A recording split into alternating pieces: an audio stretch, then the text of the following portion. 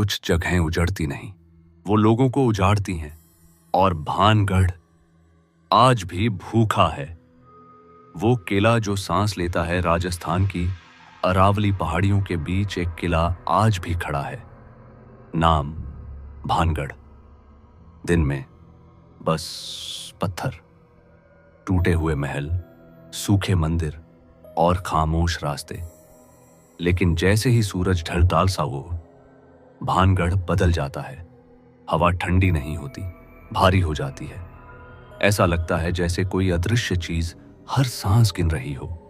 इसीलिए सरकार ने वहां बोर्ड लगाया, सूर्यास्त के बाद प्रवेश निषेध। लेकिन ये बोर्ड डराने के लिए नहीं है, ये उन लोगों के लिए है जो अभी तक जिंदा लौटना चाहते हैं। राजकुमारी रत्नावती, सुंदरता जो अभिशाप बन गई भानगढ़ की राजकुमारी थी रत्नावती। उसकी सुंदरता के चर्चे राज्य से बाहर तक फैल चुके थे। राजा, नवाब, सेनापति सब उससे विवाह करना चाहते थे। लेकिन रत्नावती किसी पर भरोसा नहीं करती थी। वो अक्सर कहती, सुंदरता सबसे बड़ा धोखा होती है। जो जितना सुंदर दिखता है उतना ही ज्यादा खतरनाक होता है। उसे हमेशा लगता था महल की दीवारें उसे देख रही हैं। आईनों में उसे अपने पीछे किसी और की मौजूदगी महसूस होती थी। आईने जो सच नहीं दिखाते। रत्नावती का कक्ष महल का सबसे सुंदर कमरा था, लेकिन वही कमरा सबसे डरावना भी था।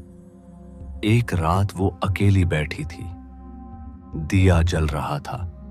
उसने आईने में देखा। पहले सब सामान्य था, फिर अचानक आईने में उसका अक्स मुस्कुराया। जबकि उसने मुस्कुराया ही नहीं था।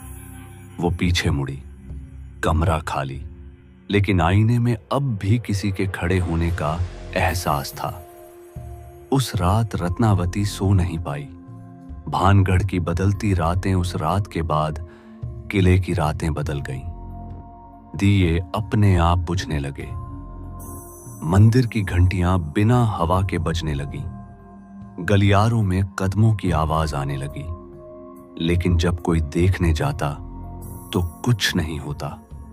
सैनिक डरने लगे, दासियां बीमार पड़ने लगी, कई लोग नींद में चीखने लगे और हर रात के महल की सबसे ऊंची खिड़की से जंगल की तरफ कोई देखता रहता। कोई दिखाई नहीं देता, लेकिन महसूस सब करते थे। तांत्रिक सिंघिया, जो इंसान नहीं था, किले के नीचे घना जंगल था। उसी जंगल में एक आदमी रहता था, नाम सिंघिया। लोग कहते थे वो इंसान नहीं, कुछ और है। श्मशान उसकी साधना स्थली थी। हड्डियां, राख, काले मंत्र। जब उसने पहली बार रत्नावती को देखा, उसकी आंखों में प्यार नहीं था, उसकी आंखों में हक था। वो बोला, ये लड़की मेरी साधना पूरी करेगी। जादुई इत्र और पहली भूल। एक दिन रत्नावती बाजार गई। वहां एक बूढ़ा इत्र बेच रहा था। उसकी आवाज अजीब सी थी। उसने कहा, इस इत्र को लगाने से जो चाहे वो तुम्हारा हो जाएगा। रत्नावती को कुछ गलत लगा। उसने शीशी ली और जमीन पर फेंक दी। शीशी टूटी और इत्र नहीं, खून बहने लगा। उसी पल जंगल में बैठा सिंघिया जोर से चीखा। उसका जादू टूट चुका था। मरते समय दिया गया श्राप। सिंघिया गंभीर रूप से घायल हो चुका था। मरते मरते उसने कहा, अगर रत्नावती मेरी नहीं हुई तो ये पूरा शहर किसी का नहीं रहेगा। उसी पल भानगढ़ की हवा भारी हो गई। जानवर रोने लगे, आसमान लाल दिखने लगा। श्राप शुरू हो चुका था।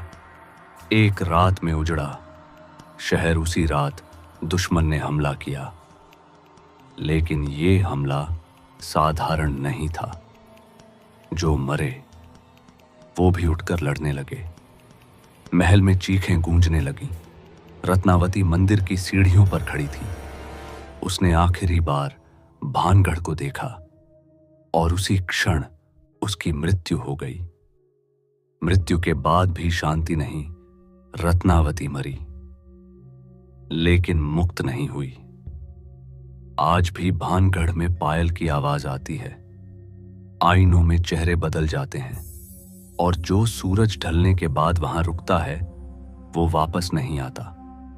आज का भानगढ़ एएसआई का बोर्ड आज भी है। गार्ड रात में ड्यूटी नहीं करते। मोबाइल की बैटरी अपने आप खत्म हो जाती है। लोग कहते हैं भानगढ़ उजड़ा नहीं, वो अब भी जिंदा है, बस इंसानों के लिए नहीं। अगर कभी भानगढ़ जाओ और कोई तुम्हारा नाम ले तो पलट कर मत देखना।